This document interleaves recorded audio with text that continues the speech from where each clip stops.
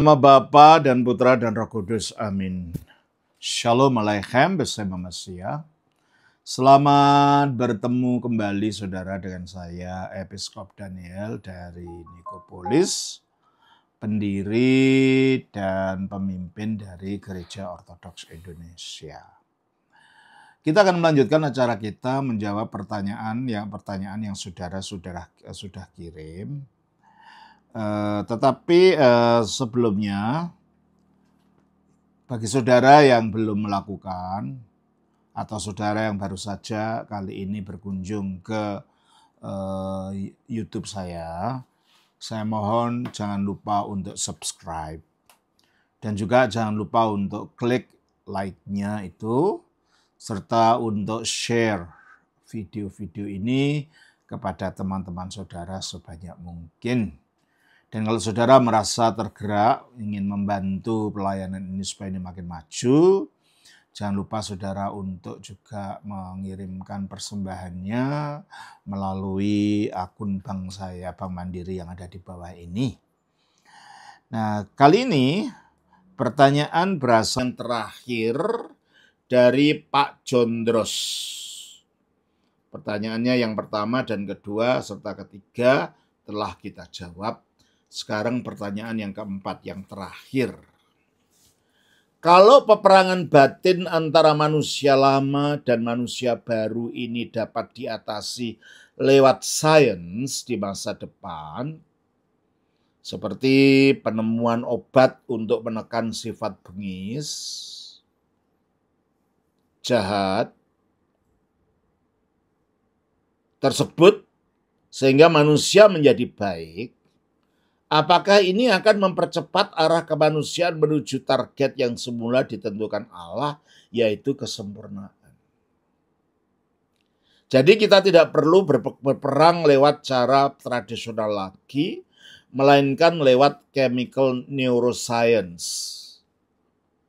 Jadi ilmu saraf kimia. Lalu manusia tersebut mengalami pembaptisan, tapi setelah itu diinjeksi penemuan tersebut. Terima kasih Pak Jondros. Ketika manusia jatuh dalam dosa, tadinya manusia diciptakan untuk hidup abadi. Karena manusia diciptakan menurut gambar dan rupa Allah. Dan gambar Allah itu adalah firman-Nya Allah. Sebagaimana kita baca dalam Kolose 1 ayat 15. Kolose 1 ayat 15. Ia adalah gambar Allah yang tidak kelihatan. Maksudnya Kristus. Firman Allah itu adalah gambar Allah yang tidak kelihatan. Kita baca juga dalam 2 Korintus 4 ayat 4. Yaitu orang-orang yang tidak percaya, yang pikirannya telah dibutakan oleh ilah zaman ini, sehingga mereka tidak melihat cahaya Injil tentang kemuliaan Kristus, yang adalah gambaran Allah. Tentang kemuliaan Kristus, yang adalah gambaran Allah. Ibrani 1 ayat 3.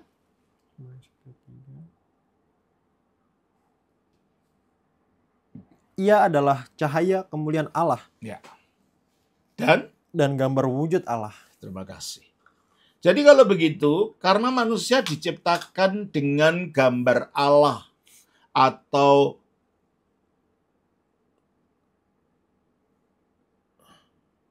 gambar Allah atau firman Allah ini sebagai pola kemanusiaannya. Dan ketika manusia masih dalam keadaan alami, belum jatuh, alami sebagai yang diciptakan menurut gambar dan rupa Allah, maka secara alami dia juga mempunyai sifat-sifat sang gambar itu. Jadi manusia pada waktu melakukan apa saja sebelum kejatuhan itu, yang secara natural muncul dari dirinya adalah pancaran dari sifat-sifat gambar Allah yang ada pada dirinya itu. Jadi kalau manusia berbuat baik pada waktu itu, tidak harus memilih seperti kita sekarang. Milih ini baik atau buruk. Enggak, kalau dia lakukan waktu itu karena tidak ada kejahatan dalam dirinya, otomatis yang dilakukan hanya baik saja. Otomatis yang dilakukan hanya kudus saja, tanpa harus ada pilihan. Nah, setelah manusia itu melanggar perintah Allah, di mana tadinya dengan sifat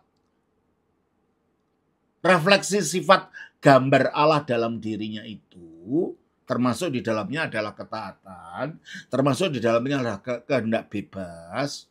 Dengan manusia mempraktekkan ketaatannya dan kehendak bebasnya di dalam menjalankan semua sifat-sifat ilahi yang terpancar dalam dirinya itu, pelan-pelan manusia makin meningkat pada derajat sebagai yang diciptakan menurut rupa Allah. Jadi dari gambar ini supaya meningkat menjadi rupa.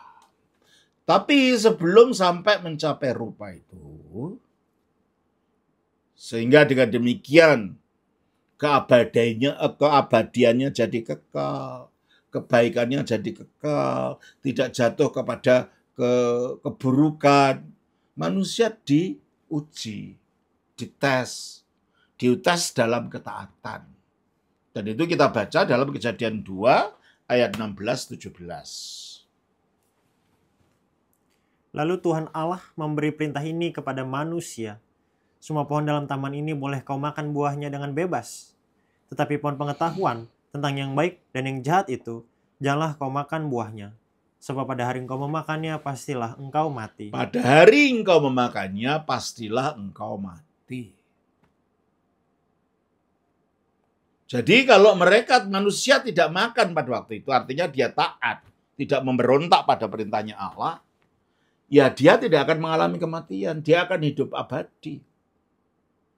Dan karena manusia ini mengalami kematian akibat pemberontakannya makan itu, maka hidup ilahi, hidupnya Allah yang tadinya ada di dalam dirinya, yang membuat tubuhnya itu bisa hidup abadi, itu hilang. Coba kita baca di dalam Efesus pasal 4 ayat yang ke-18.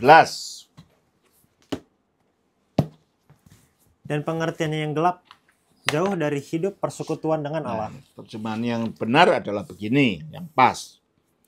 Eskotomeni tidiania ondes. Dengan pikirannya, inteleknya tergelapkan. Apilotriomeni tizois tutheu. Terasing. Atau terputus dari hidupnya Allah. Akibat kejatuhan itu manusia terputus dari hidupnya Allah, sehingga di dalam rohnya manusia ini tidak ada daya hidup kekal yang mampu untuk membuat tubuh manusia itu menjadi abadi. Oleh karena itu rohnya manusia sekarang mengalami kematian karena tidak mempunyai sumber keabadian untuk disalurkan pada tubuh, sehingga dikatakan di dalam Efesus pasal 2 ayat 1. Kamu dahulu sudah mati. Kamu dahulu sudah mati. Hai orang Efesus, sebelum kamu percaya pada Kristus. Nah, ini kan bukan mati fisik yang dimaksudkan. Kita baca juga di dalam pasal 2 ini ayat 4 dan 5. Tetapi Allah yang kaya dengan rahmat, oleh karena kasih-Nya yang besar, yang dilimpahkannya kepada kita, telah menghidupkan kita bersama-sama dengan Kristus, sekalipun kita telah mati. Sekalipun kita telah mati. Jadi terputusnya dari hidup Allah ini menyebabkan awalnya kematian dari roh. Di mana benih kematian sudah masuk langsung ketika manusia itu jatuh. Sebagaimana dikatakan di dalam Kejadian 3 ayat 19, sesudah kejatuhan itu, efek dari kejatuhan tadi. Dengan berpeluh, engkau akan mencari makananmu, Mhm. sampai engkau kembali lagi menjadi tanah. Karena dari situlah engkau diambil, sebab engkau debu dan engkau akan kembali menjadi debu. Padahal tadinya manusia itu debu memang, tapi manusia itu secara pelan-pelan akan dimuliakan. Dari yang debu ini ikut ambil bagian dalam kodrat ilahi. Tetapi karena manusia jatuh dalam dosa, maka kemuliaan, daya energi ilahi itu hilang dari dirinya. Roma 3 ayat 23. Karena semua orang telah berbuat dosa dan telah kehilangan kemuliaan Allah. Nah, kemuliaan Allah itu apa? Energi ilahi yang bekerja dalam manusia. Yang menyebabkan manusia mempunyai hidup ilahi dalam dirinya. Tapi itu hilang. Sehingga manusia menjadi bertabiat daging. Karena akhirnya dia dikuasai oleh kematian. Coba kita baca di dalam Roma pasal yang ke-8 ayat yang ke-5 sampai ayat yang ke-7. Sebab mereka yang hidup menurut daging memikirkan hal-hal yang dari daging. Nah, hidup menurut daging. Kenapa menurut daging? Ya, karena hidup ilahi sudah tidak ada dalam dirinya. Sehingga rohnya manusia itu yang diserap sekarang adalah energi daging. Sehingga menyebabkan manusia bertabiat daging, hidup menurut daging. Terus? Memikirkan hal-hal yang dari daging. Ya, memikirkan hal-hal yang dari daging. Apa itu? Coba kita baca di dalam Galatia 5 ayatnya yang ke-19 sampai 21. Perbuatan daging telah nyata, yaitu percabulan, kecemaran, hawa nafsu, penyembahan berhala, sihir, perseteruan, perselisihan, iri hati, amarah, kepentingan diri sendiri, percideraan, roh pemecah, kedengkian, kemabukan, pesta pora, dan sebagainya. Jadi ini yang buruk-buruk ini kejadiannya karena manusia sudah tidak punya hidup ilahi lagi dalam dirinya. Manusia bertabiat daging, yang tabiat daging itu begitu itu bentuknya. Jadi kalau gitu kejahatan itu keluarnya dari tabiat daging. Tabiat daging itu diakibatkan roh manusia sekarang mendapatkan serapan dirinya bukan dari kemuliaan ilahi, bukan dari energi ilahi, tapi dari kekuatan daging. Oleh karena itu, sifat-sifat daging itu tidak mungkin dipulihkan melalui obat-obat kimia, karena itu masalahnya bukan masalah kimia. Masalahnya adalah tidak adanya hidup ilahi di dalam dirinya tadi. Jadi tidak mungkin ada sesuatu yang non ilahi dapat memulihkan itu, tidak mungkin. Ya, kita lanjutkan terus dari Roma itu tadi. Roma 3:23. Roma pasal yang ke-8 ayatnya 6 atau berapa tadi? 5. 5 ya, baca dulu. Mereka yang hidup menurut roh memikirkan hal-hal yang dari roh. Nah itu, kalau tadinya manusia tidak jatuh dalam dosa dikuasai oleh roh, maka akan memikirkan hal yang bersifat roh. Ya, maka yang muncul adalah sifat-sifat ilahi sebagai ekspresi manifestasi dari gambar Sang Sabda, gambar Allah yang ada di dalam dirinya. Dan itu bisa dipulihkan kalau rohnya Allah kembali pada diri manusia. Jadi bukan karena obat, enggak. Obat tidak akan bisa memulihkan itu. Gitu ya. Teruskan. Karena keinginan daging adalah maut, tapi keinginan roh adalah hidup dan damai sejahtera. Jadi yang memulihkan itu, yang membuat manusia tak lagi memunculkan kejahatan itu adalah kalau dia dikembalikan hidup ilahi itu dalam dirinya. oleh Roh Kudus. Jadi tidak ada itu kayak science, neuroscience, kayak kimia itu yang dapat memulihkan manusia pada keadaannya itu. Sebab itu masalah roh. Itu bukan masalah fisik. Dan roh ini harus dipulihkan oleh roh. Ya. Jadi manusia dibaptiskan lalu diinjeksi, itu tidak mungkin, tidak bisa jadi. Baptisan itu akhirnya diberikan daya kuasanya melalui krisma, yang di situ Roh Kudus berkarya di dalam diri kita. Ya.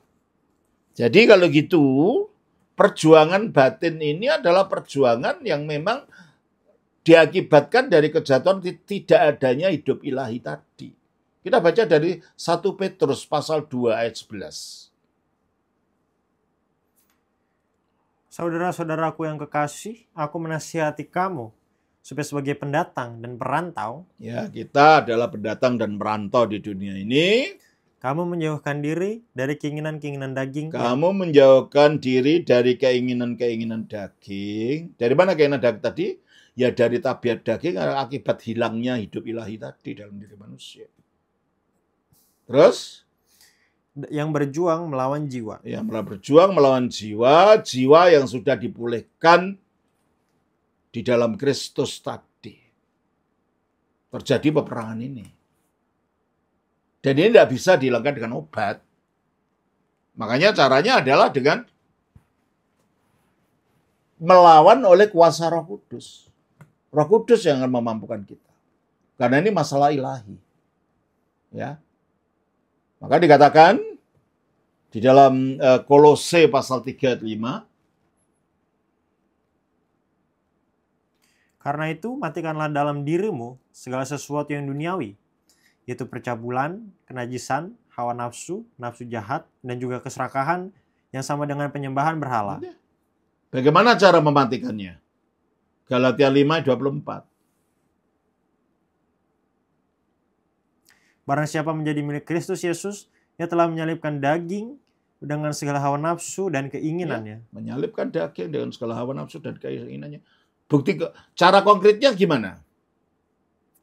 1 Korintus pasal 9 ayat 26-27.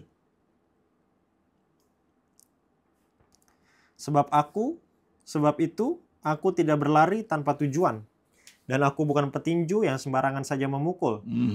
Tetapi aku melatih tubuhku. Melatih tubuh. Ya, latihannya gereja menyediakan melalui puasa. Dan kalau itu kita sembahyang dengan sujud. Dan lain itu adalah latihan dari tubuh ini. Ya. Mempraktekkan cinta kasih, kedermawanan. Itu adalah cara praktek-praktek dari tubuh. Untuk mengendalikan roh dari keliarannya akibat mengikuti keinginan daging. Terus? Dan menguasainya seluruhnya. Dan menguasai seluruhnya. Itu caranya, bukan dengan obat. Ya. Oleh karena itu dikatakan juga di dalam 1 Timotius pasal 4 ayat 7. Tetapi jauhilah takhayul dan dongeng nenek-nenek tua. Latihlah dirimu beribadah. Iya. Dalam bahasa aslinya, kata-kata latihlah dirimu beribadah, itu bunyinya gimnase. Ya, dari kata itulah ada kata bahasa Indonesia gimnasium. Artinya berlatih, seperti orang olahraga berlatih. Gimnase seapton. Latihlah dirimu. Pros efsebian. Bagi kesalehan. Jadi ini perlu dilatih, bukan diobati. Kalau diobati itu bukan kemenangan itu nanti. Padahal kita akan diberikan hadiahnya dari kemenangan. Kemenangannya yang melalui berlatih. Makanya dikatakan kita ini sebagai atlet, sebagai olahragawan.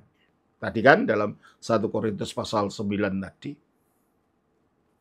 Ya, kalau olahragawan kan tidak bisa.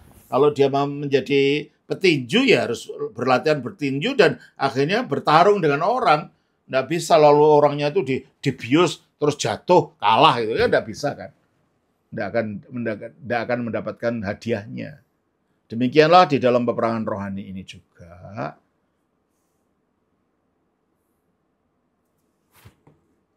Kodrat